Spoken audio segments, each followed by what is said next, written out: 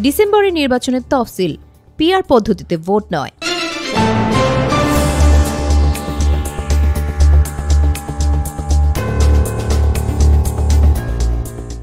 স্বাগতম সিবি নিউজে। সারা দেশে এখন নির্বাচনের হাওয়া, আর সেই হাওয়ার পালে নতুন করে গতি দিলেন বিএনপির সিনিয়র নেতা সালাউদ্দিন আহমেদ। তিনি কক্সবাজারে এক বিশাল জনসভায় বলেছেন, আগামী ফেব্রুয়ারিতেই জাতীয় নির্বাচন অনুষ্ঠিত হবে এবং এর তফসিল ঘোষণা হবে এই ডিসেম্বরে।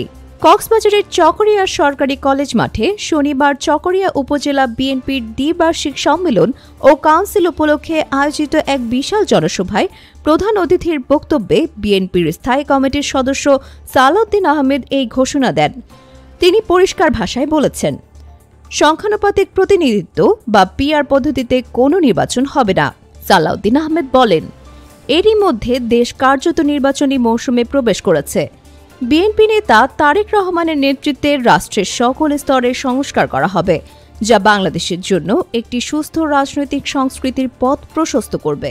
এই জনসভায় সালাউদ্দিন আহমেদ আওয়ামী লীগের কড়া সমালোচনা করেন। তিনি বলেন, আওয়ামী লীগের ডিএনএতে গণতন্ত্রের কোনো চিহ্ন নেই।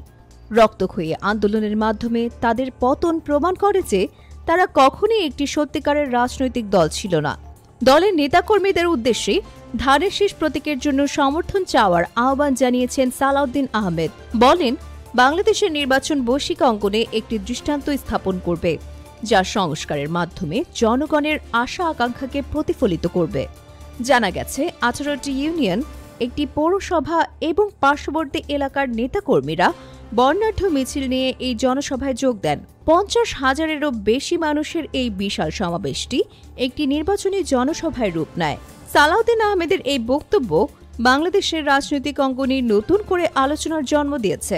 আগামী দিনগুলোতে তার এই ঘোষণার প্রতিফলন কিভাবে দেখা যায় সেদিকেই তাকিয়ে আছে সবাই। আগামীতে নতুন আরও আপডেট পেতে আমাদের চ্যানেলটি অবশ্যই সাবস্ক্রাইব করুন। Subscribe now for daily news and updates.